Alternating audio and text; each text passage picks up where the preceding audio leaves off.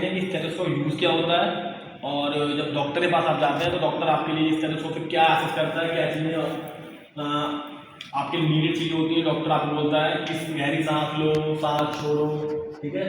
तो स्टेथोस्कोप क्या होता है, तो ये आपकी मेडिकल डिवाइस होती है, और इस मेडिकल डिवाइस का यूज़ आपका जो अबनॉर्मल एक्टिविटीज़ होती हैं, अबनॉर्मल एक्टिविटीज जैसे आपका हो गया हार्ट साउंड सुनने में, ठीक है, और आपका बॉडी साउंड सुनने में। बॉडी साउंड क्या होता है,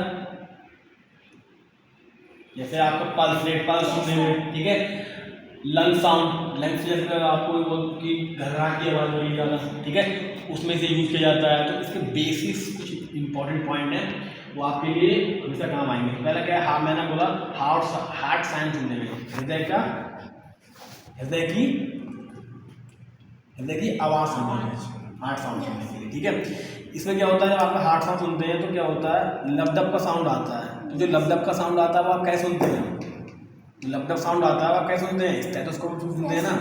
और इसमें क्या है, मरमर साउंड है, लबडब साउंड है आपका, और रिदम डिटेक्ट करने के लिए, ठीक है।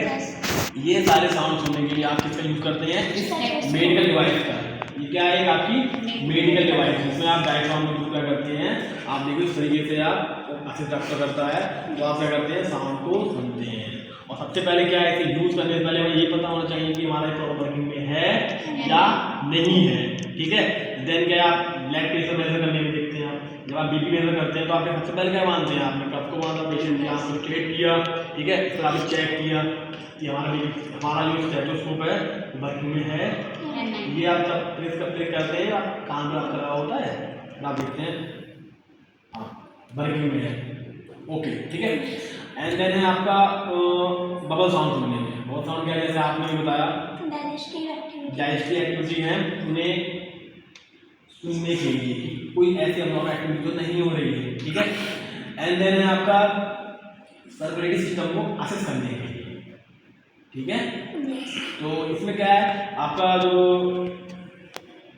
ब्लड प्रेशर है और आपका ब्लड प्रेशर इंक्रीज है डिक्रीज है, तो आपकी बॉडी में क्या होगा, उसके चेंजेस आएंगे नहीं आएंगे, एक्टिविटी अब नॉर्मल होगी नहीं होगी। तो इन चीज़ों को हमें क्या करने के लिए, असेस करने के लिए हम क्या करते हैं, स्टेथोस्कोप का यूज करते हैं। और एक क्या है, क्विक पेशेंट असेसमेंट।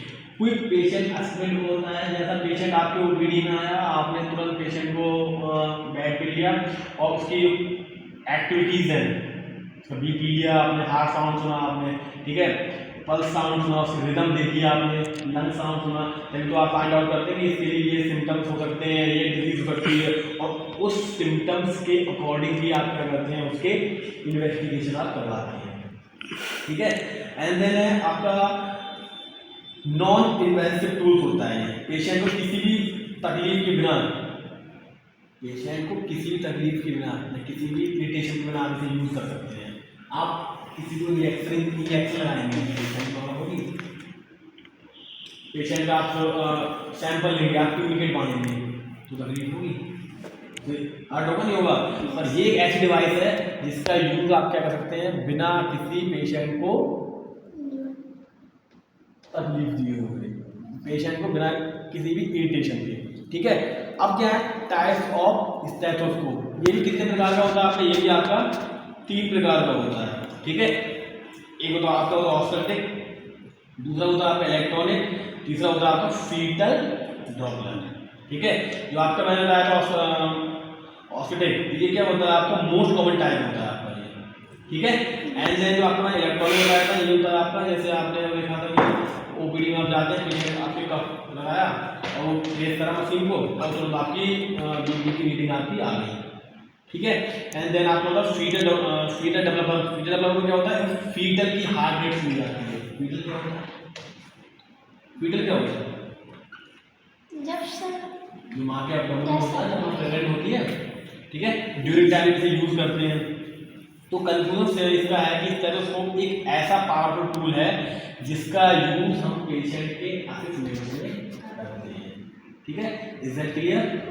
तो अब आप लोगों को मुझे एक एक पॉइंट करके वन बाय वन करके कुछ इसके पार्ट्स बताएंगे, ठीक है।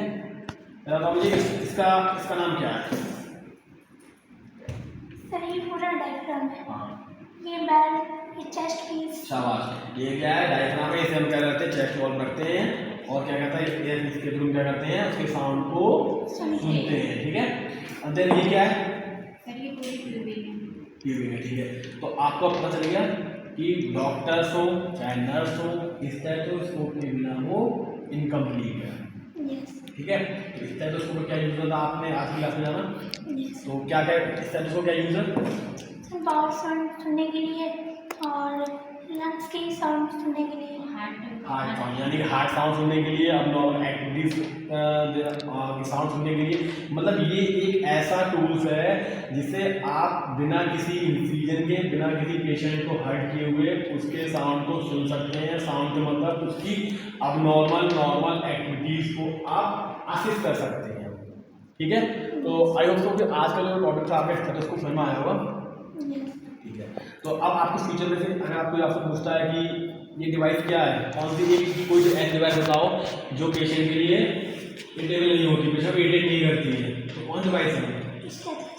ठीक है, और सबसे पहला क्या है, स्टेथोस्कोप को यूज करने से पहले, स्टेथोस्कोप से ही चाहे कोई भी मेडिकल डिवाइस है, आप यूज करने से पहले उसे आप चेक करते हैं। ठीक है, और हाँ सबसे इम्पोर्टेंट चीज बेसिक चीज है, जब आप एक पेशेंट के पास जाते हैं और दूसरे पेशेंट के पास जाते हैं, उसके बाद सबसे पहले क्या करना है, हमें क्लीन करना होता है। क्लीन क्या है, जब क्लीन करेंगे तो पेशेंट को क्रॉस इन्फेक्शन होने के चांसेस ना के बराबर होंगे, मतलब पेशेंट को क्रॉस इन्फेक्शन नहीं होगा। Is that clear? And then क्या इसे बहुत प्रॉपर तरीके से क्लीन करते हैं, क्योंकि क्या इसके थ्रू स्टाफ को, हमें भी इन्फेक्शन होने के चांसेस ज़्यादा होते हैं। ठीक है, तो आज के लिए इतना ही, नेक्स्ट क्लास में देखेंगे इंपॉर्टेंट टॉपिक।